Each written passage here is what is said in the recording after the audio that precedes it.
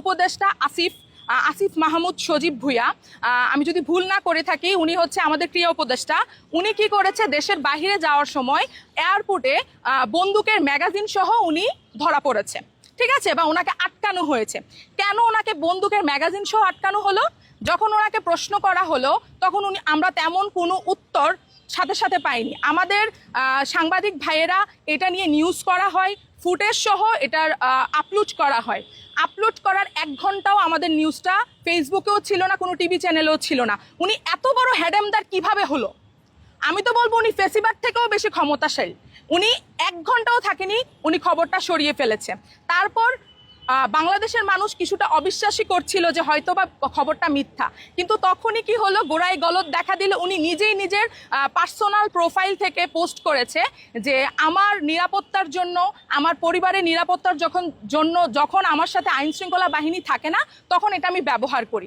তো আমার প্রশ্ন হলো, আপনি কিভাবে 27 বছর বয়সে আপনি একটা পার্সোনাল বন্দুক ইউজ করতে পারেন? আমাদের বাংলাদেশের নিয়ম হচ্ছে 30 বছরের আগে আপনি কোনো লাইসেন্সকৃত বন্দুক আপনার কাছে রাখতে পারবেন না।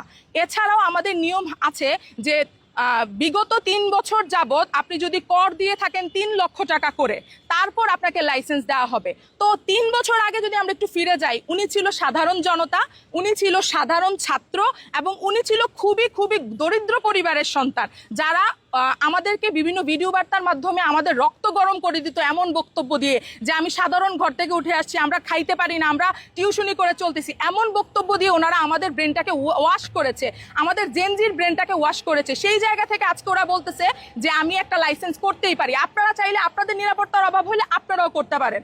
বাংলাদেশ কি মগের মূল্য হয়ে গেল? আর ওনাকে দিছেই কে লাইসেন্সটা? আর উনি একটা সাধারণ স্টুডেন্ট ছিল, উনি সাধারণ জনতা ছিল। কই, আমি তো বন্দুক চালাইতে পারি না।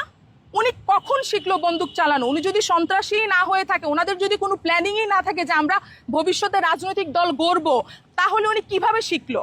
তারপর ওরা আমাদের বাঙালির আবেগটা নিয়ে খেলা করতেছে। কিভাবে বাঙালির আবেগটা নিয়ে খেলা করতেছে দেখেন।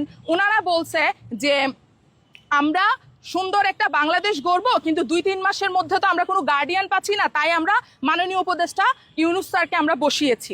সেই জায়গা থেকে ওনারা আজকে 3 মাসের বদলে আমরা 3 মাস 9 মাস অতিক্রম করে আজকে 1 বছর অতিক্রম হয়ে গেছে। কেন 1 বছর অতিক্রম হবে?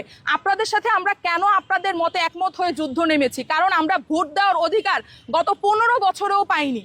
তো 1 বছরে আপনারা এই পরিবর্তনটাই আমাদের বাংলাদেশে করতেন, যে 1 বছরে আমরা সবাই, আমার মতো বয়সী থেকে শুরু করে 18 বছর থেকে শুরু করে আমার মতো বয়সী, আমার বাবা মামা চাচা জ্যাঠা সবাই